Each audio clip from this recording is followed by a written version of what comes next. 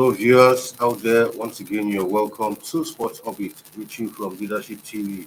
My name is Apacho. Salifu is right here in the studio with me. Salifu, welcome to today's episode of the program. Right, on today's episode of the program, we begin straight from the home front where Minister of Youth and Sports Development Sunday Dare has outlined President Mohamed Buhari's administration's scorecard as regards to sport and youth sector since its inception in 2015. He presented the achievement yesterday during an international press briefing held at the National Press Center in Abuja yesterday. Dare stated that his ministry has the mandate to promote the physical, mental, and socio-economic development of the youth, constituting the latest demographic composition representing 65% of our population. He stated that under the present administration, the sport and youth sector has witnessed tremendous turnaround through the implementation of well thought out initiatives, programs, and policies targeted not only at empowering our youth, but also moving sports away from mere recreation to business. Well, presenting a scorecard, one way had expected that you see a more in-depth of putting those achievements, maybe itemizing, say, okay, in the course of this administration, this was where we're able to achieve. But when you look at this statement, it's still very vague, in my opinion. He didn't really clearly state that, okay, this is what we achieved. Okay, we could say, okay, fine, in the Commonwealth we did well and all of those things. But what do you make of this scorecard? Well, I'm not, for me, as the fan, I'm not disappointed by his presentations. If he doesn't just do it, Exactly. it's part of the system. Yeah. It's one of the beneficiaries of the system. And just like you say, from my own knowledge of literary meaning, if you say, okay, if it's scorecard, it is something that people can easily point to. Yeah. And say, yes, this is this and this is this. So that it's not something that you can see it's physical, but it's something that people can feel that yes, this actually happened. Okay, if you are saying that one of the scorecard is one of the items here, like that, moving sport from being a recreation to business. Okay, you just signed a document that sport is no longer a recreational activity. Yeah. But what are the programs and ideas to make sure that it becomes a business drive? Yes. Not by mere communication. Let it fit in terms in physical in practice. That yes, sport is not a business drive in Nigeria. Is that really happening now on ground? It's not about even for years, even when we were in school, even before we were even born, people know that sport is business. Yeah. Even when we are ascribed to sport, it's just like in this part of the country that we feel sport is just for recreation. Sport for years has never been a recreation. No. It's a business activity. Always been. Because people live in sport and earn in sport, and that is their source of income. When you put your money and when you earn your sport, it cannot be just going for a recreation. What you call a recreation, just when you just went out just to exercise your body and to keep your body fit. But when people go out purposely to play and to earn a living, it's no longer. But when you say sport has been moved from being a recreation to business, in terms of business, how dry is business sport being drive business? Exactly. How many private organizations are in sport at the moment? Presently, we have to let's just take from football, we can easily analyze 20 clubs in the top flight league.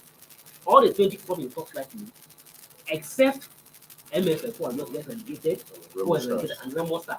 Every other sport are government owned club. Yeah. So what is private sport in that area? Absolutely, I can't see it. Exactly. And when you go into athletics, how many private organizations are funding athletic activities in this country? It is not by you want to go the event. Okay, I give you 500,000 naira to be part of this as exposure. Yeah. Is that what we call as we move into the business? Is that what we are seeing? Qatar just hold the World Cup, and they don't have the game of what they're paying the World Cup. Yes. Japan hold the Olympic last year. They don't like this pride or inadequacy surrounding Tokyo and the inadequacy of COVID and everything. They still roll out the game. Yeah. So what in terms of game that have you rolling out there? Here we have and currently the league, Premier League At the end of every season, they roll out the game. But in our own Nigeria Premier League, what is the game? Are we rolling? Rather, we are even rolling it. We are even organizing the league that even the winner cannot even take anything home. So what is business in terms of business? You have been a minister. It's like I said, I'm not attacking you. I'm not trying to make me flat. Okay, you have been a minister by June next year. You have spent 4 years. You have been in the shadow of minister for 3 years and a half. And if you have seen that in the last 3 years under your watch, we have half a league. Yeah. 2 times without the winner taking anything home. What have you seen in that area? Nothing. Okay, we hold a confederation FA Cup. It's inconclusive. Up to today, what have you seen in that area? It's nothing. So what is in terms of business we are talking about? What is business driven within the sport? It's just by mere sign of a document that you say you have moved sport from business, from recreation, being recreational activity. Okay, you produce, you say 10 sport development policies, sport industry policy. Sport industry policy, what is the implementation right now? How have you done? No. Food 10-year football development plan. We have analyzed it here. What is in physical time? It's completely empty. The only thing you talk is just to expand the Congress of the NFL. How did that really reactivate development of sport? You didn't talking about how are you going to build field and in the neighborhood to ensure that everybody have access to sport to participate. No, all we're only aiming at is expanding that administrator, giving more people to become assistant on the board. So is that what we are saying? What? There's no doubt about it, no doubt about it. Even years I'm talking about the achievement of achieving the Commonwealth Games, all those things. It's all through government sponsored. Very well. Okay, went to the Commonwealth Games. All the athletes that went to the Commonwealth, yes, so athletes were given based on athlete adoption initiative, were given $20,000, $20,000. But is this sustainable? Is this something that is consistent? It won't. It just once in a while. So and even those that give, they give it for a charity in terms of charity purpose. Not to say they give it to earn something back. When you are talking of business sport as a business, if I put my 100 naira, I should be able to earn 200 naira in return or earn 150 in return. No, those that give athletes $10,000, they give it as a part of corporate social responsibility. Not that they keep really an investment. Not really an investment to earn something in return. So what is business? What business driving in this one that you're talking about here? Right. In other news, from the latest FIFA rankings released earlier today, Super Eagles have dropped 3 places as the ranking was released on the official website of the soccer governing body. The 3-time African champions dropped from 32nd to 35th position in the world currently. So as it stands on the the latest FIFA rankings for now, Brazil are number 1, Argentina number 2, France number 3, Belgium number 4, England 5, Netherlands 6, Croatia 7, Italy 8, and Portugal 9, while Spain makes up the top 10. And of course, Morocco gets, as far a result of their showing in the World Cup, are now number 11. But when you look at a team like Italy, that's why sometimes we keep talking about the ranking. You look at Morocco, fine, you can say, okay, they got to the semi-final, they're 11, rightly so. Italy did not even participate in the World Cup. So is it because maybe they had amassed a huge number of points previously? So I don't understand why Italy are in the top 10. It's like if the word out of my mouth. Severally, even me up to today, that's why I'm need to understand. Exactly. He asked if being used to rank for this ranking. We're made to understand. He said based on the 40 points gathered from the match you play. Okay, people at the World Cup, if you were at the World Cup. Now, even while people at the World Cup, I'm not aware of any friendly match or any competitive match where it should be played outside the World Cup. But here we are, still ranking number 8 on the log. Okay, and at the same time, Belgium go to the World Cup. Belgium will second to the World Cup, but they drop from their second position to fourth position. With Belgium crash out of the competition in the first round. But here they are still ranked 4th, ahead of England, ahead of even Netherlands that went to the semi-final. Netherlands, ahead of Netherlands that even get to the semi-final, ahead of Croatia that finished 3rd. So, but what we say is based on the point that you have gathered for you must have marked enough points over the years that even despite you are not doing well, those that come in will not be able to deduct enough from front. I think that's the only practicable explanation. That's the practical explanation. They will not be able to gather enough ones to defraud you or to jump you ahead of you, and that's why they are still seeing Brazil ahead of Argentina as it is because Brazil have gathered enough point before this like a desperate president, and you can imagine World Cup, the point that was not enough to displace Brazil at all. But congratulations for Morocco. Morocco and Naras as African best in African best very well. ahead of Senegal. Yeah.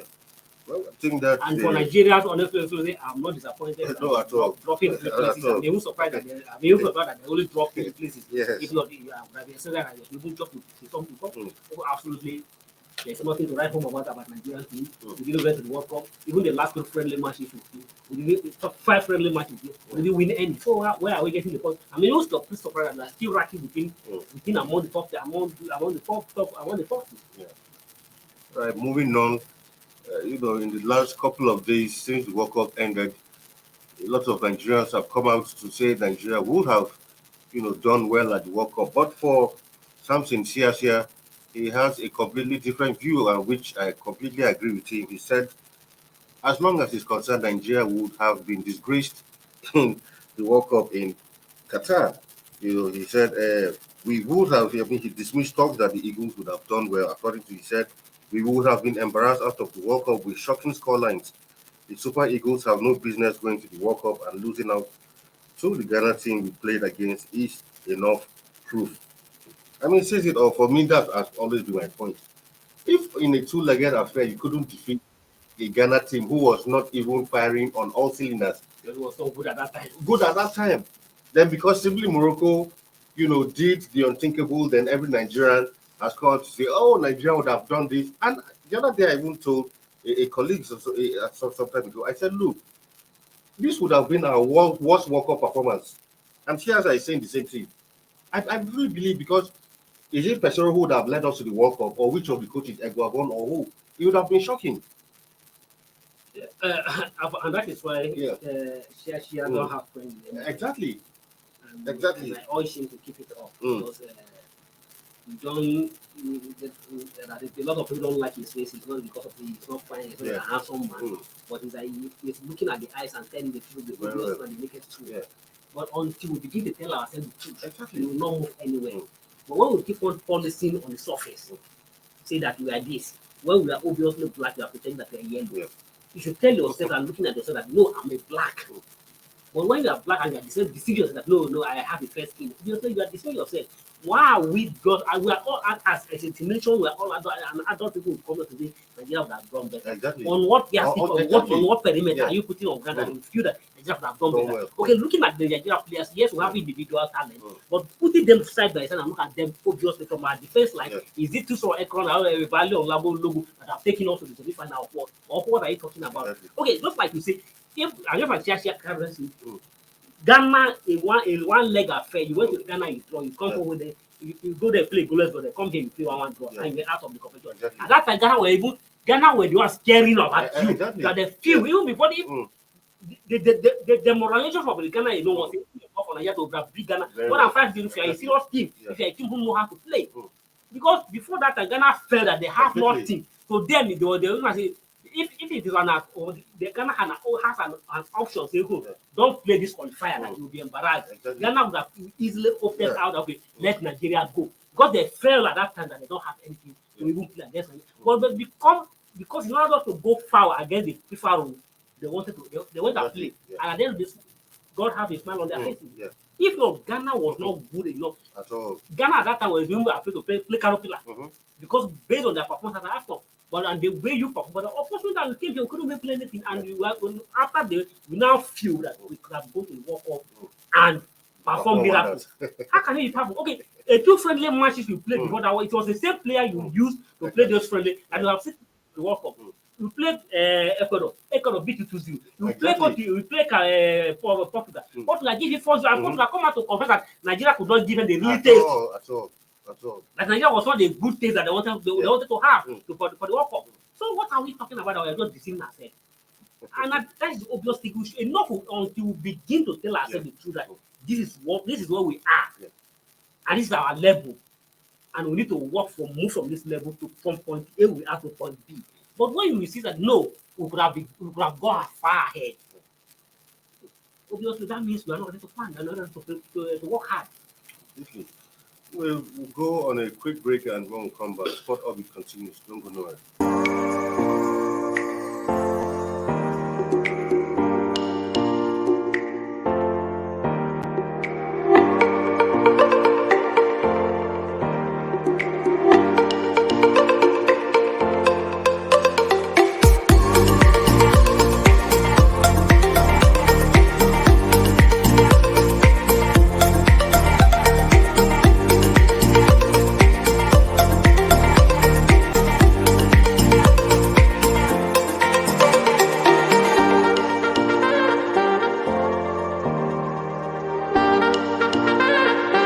For sponsorship and advert placements, please contact 080-3688-6158. Last Word Leadership Podcast Studio. You have the last word.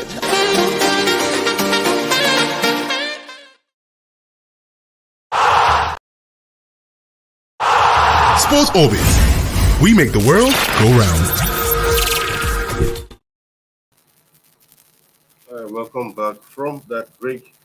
Now for CAF President Patrice Motsepe, he says he's optimistic an African team will reach the final of the 2026 FIFA World Cup. He made the declaration on the outstanding performance of Morocco at the just concluded World Cup in Qatar, where the team became the first African team to reach semi-finals of the tournament since it began in 1930.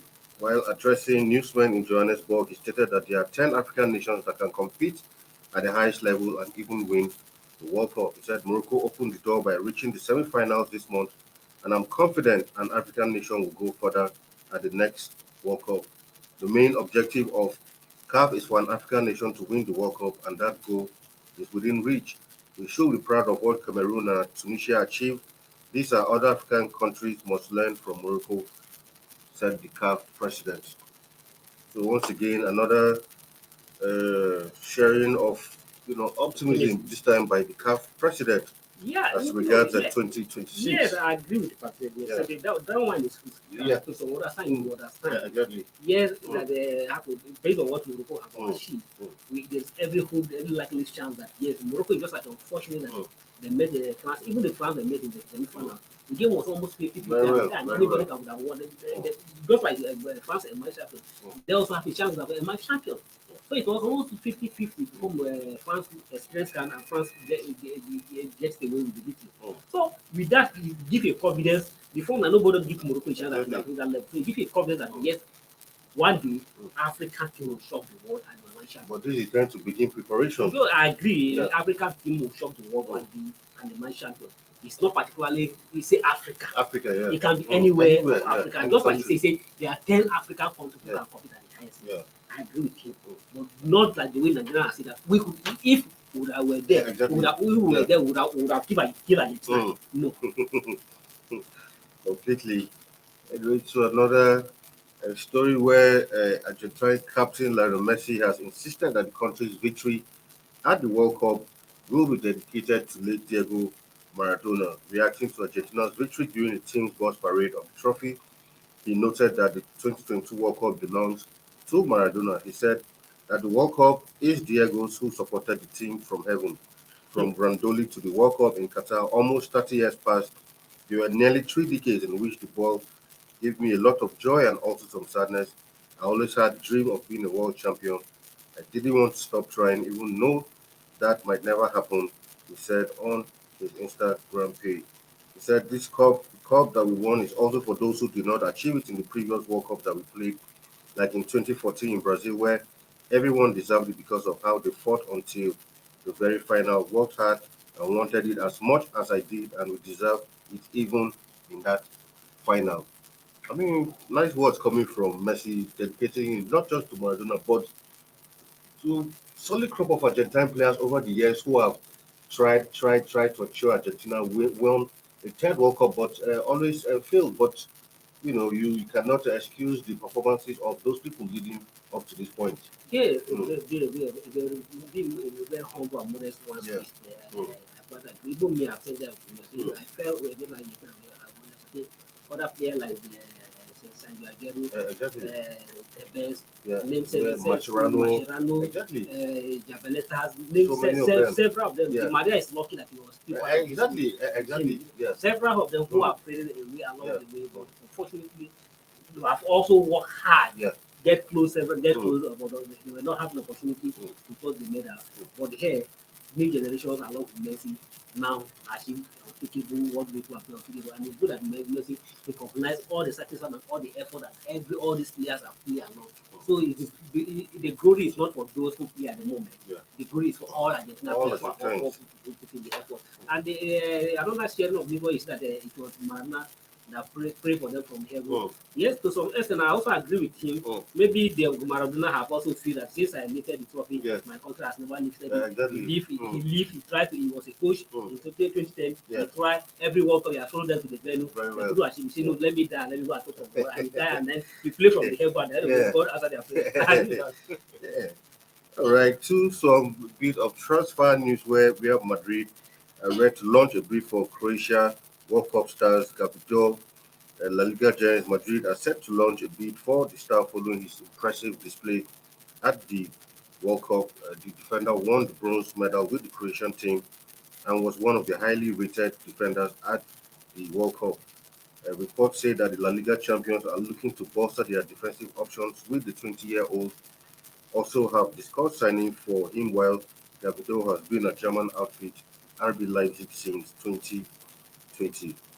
I mean, good one for him. The move happened for me. I think this was one of the very, very outstanding players. Played very well in Croatia's charge to, that bronze medal. And a lot of times in World Cup, yeah, these are some of the things that once you put up a good performances, it always leads to you making a big money move to a bigger club. Yeah. Lots of times. Yeah, he's one of the outstanding players at the World Cup, and he did well. He was instrumental for Croatia reaching the level of that. That's why we saw the Croatia, despite they're not fantastic, Yeah. the full scoring goal. At the time Croatia played from the group stage to them, they never scored any goal. Their defense keep them going, and it was the defense that keep Croatia the level where they reach. So, and it's one of those who were key outstanding players. And Real Madrid, be as you see, and if you look at the Real Madrid defense, I think the defense is shaking, and so they need to fortify the defense. It's good if he eventually qualifies for the club. It's a good one, and also it's a good one for him going to play for his dream club. Yeah, very well. Right, some matches were played in England yesterday, talking about the Carabao Cup, where we'll have some results of matches, and of course, one other matches will go down to the Carabao Cup return on Wednesday. First off was Wolves actually who defeated Gillingham 2-0 in that one. For Southampton, it was 2-1 against Lincoln City, while Newcastle defeated Bournemouth 1-0. For MK Dons, they lost 3-0 to Leicester City. Nice one from Leicester. Chelsea and Athletic drew 0-0 with Brighton, while Nottingham Forest only was also on the score sheet yesterday in that one, 4-1 against Blackburn Rovers. For United, 2-0. Eriksen and Rashford also on the score sheet in that one, while today there will be a very, very tough encounter as Man City, who are current champions of the Carabao Cup, Liverpool are actually champions. We will be visiting Etihad to take on Man City. Yeah. Well, guys, if you look at it, the good one, gradually we are beginning to get back to the normal. Exactly. Yeah. The World Cup has been put behind, and the club are beginning to show. So, and one more for the actual return of the league. And if you're looking at the results, all the big boys, all the league, all the EPL club won. Except for Brighton, who couldn't win, but they were not good. They didn't lose.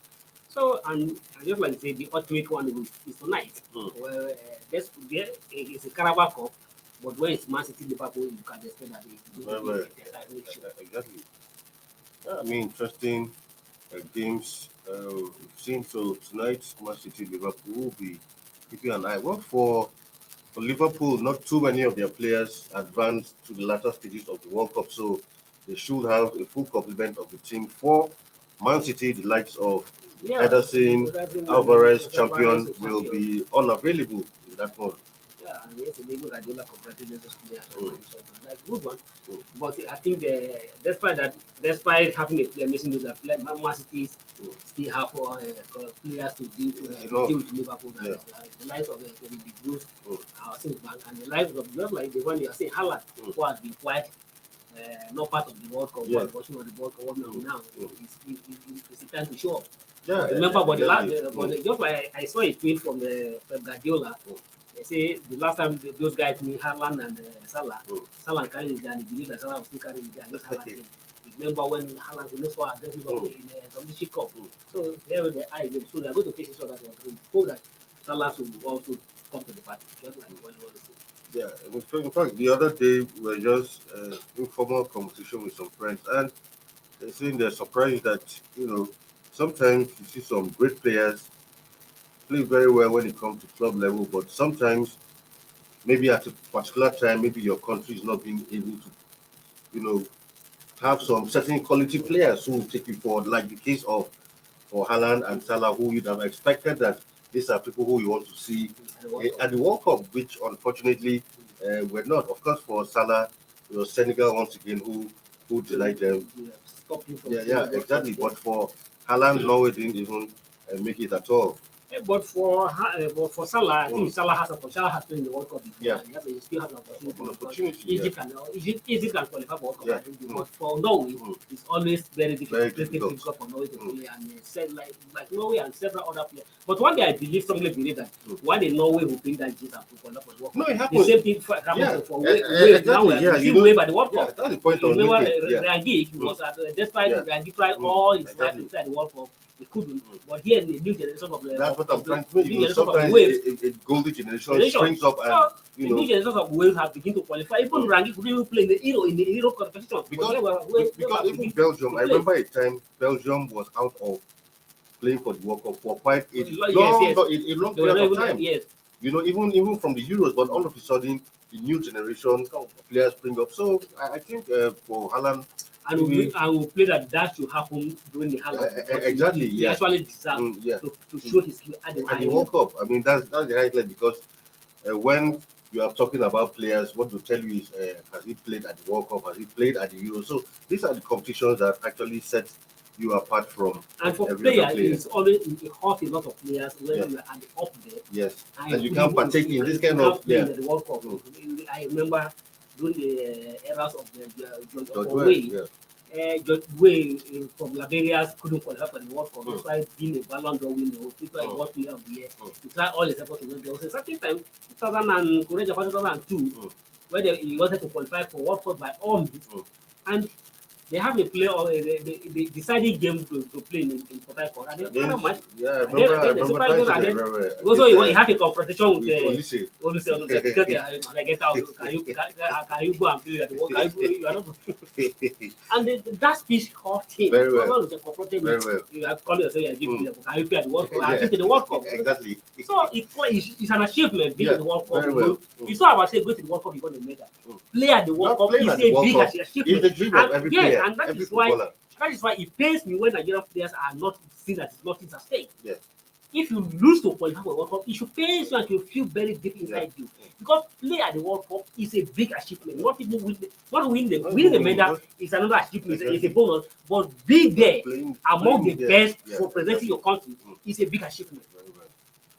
All right, with that, we call it a day on today's episode of Sports Orbit. Tomorrow is Friday.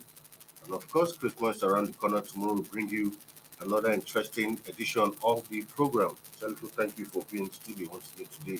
Thank you. All right, do stay safe out there. My name is Alpha Cho. Until I come your way again, you have a lovely day. Thank you for watching. For sponsorship and advert placements, please contact 080-3688-6158. Last Word Leadership Podcast Studio. You have the last word.